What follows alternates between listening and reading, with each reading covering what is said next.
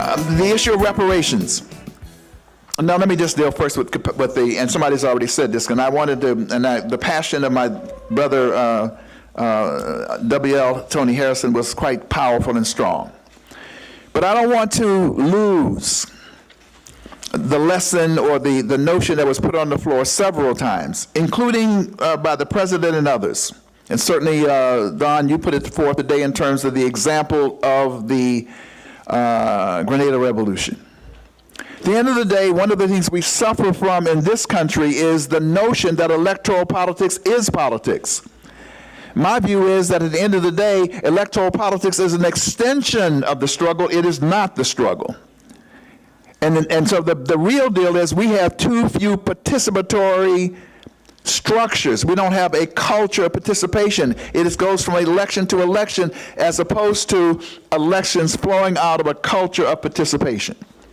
And so we have to focus on that. I mean, coming out of the Gary Convention, we struggled over this definition of what politics really meant. And we said it meant elections, but it also meant question of protest, question of engagement, lobbying, and a number of other things. On the issue of reparations, we in the Institute of the Black World 21st Century are going to do a few things. But the most important thing we hope to do soon, and Don Rojas, and we are so honored to have him with us, working as I have just dubbed him the Director of Communications and everything else. But we want to create on the website, and we've been waiting to get past this point, a reparations resource center, where you'll be able to go to the website and you'll be able to get all kinds of information about the history of reparations, articles, issues. I mean, you'll be able to go and get background, speeches, all kinds of things that'll be centralized as a resource. And then we'll look at the possibility of, come out of the Reparations Issues Forum, and I wrote an article about it, and it is in your packet, of seeing whether or not we can do some other things, pending capacity to do some things in various cities with the help of the Honorable John Conyers, and perhaps with the Prime Minister of St. Vincent and the Grenadines, particularly as he takes over the chairpersonship of the AU, not the AU, that'd be a CARICOM, in order to move things forward. So we will do some things there.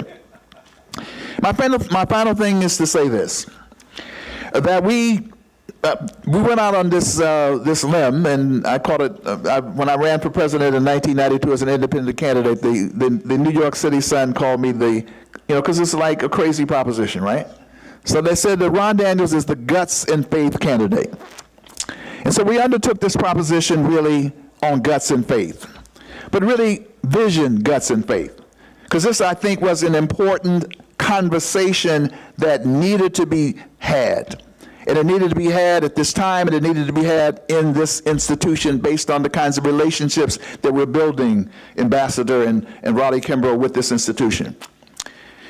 But our ability to continue these kind of things very much depend on capacity. Capacity, our ability to have the human and material resources to get them done. That's a modest way of also saying that you had a little envelope in your packet, and I said I wasn't going to do this, but I got a little James Brown in me, and I can't help saying please, please, please. But I won't say it very loud. But there is an envelope in your packet, and I must say that already we've gotten some people who have done, and in fact today someone gave us a contribution of $1,000 actually. We had another person who came and they didn't even wait. They just gave me a check, which I have to pass on for $250. Somebody else sent $50 in the mail. So I'm not going to do through a round of anything, but the envelope is there. If you can be helpful, we appreciate that in terms of the long-term capacity. But beyond that, we are going to need help and assistance in figuring out how we are able to get the resources that are required to do this. And I say this from IBW. I mean, the people who know how to position the funding world and to access these things better than perhaps some of us do in order to sustain this. Because my vision of this is that it's at least an annual proposition. My vision for this is that it came out of the State of the Black World Conference. Dr. Jemadari Kamara, we tasked him at the last State of the Black World Conference from hosting, and he did it also in 2008, the Pan-African Issues Forum. People said to us, well, why don't you do the State of the Black World Conference every year? Well, because we can't do the State of the Black World Conference every year. We don't have that, nor do I think we should do it every year. But on the other hand, it seems to me that there is a possibility that we could convene again, and then things could happen in between that.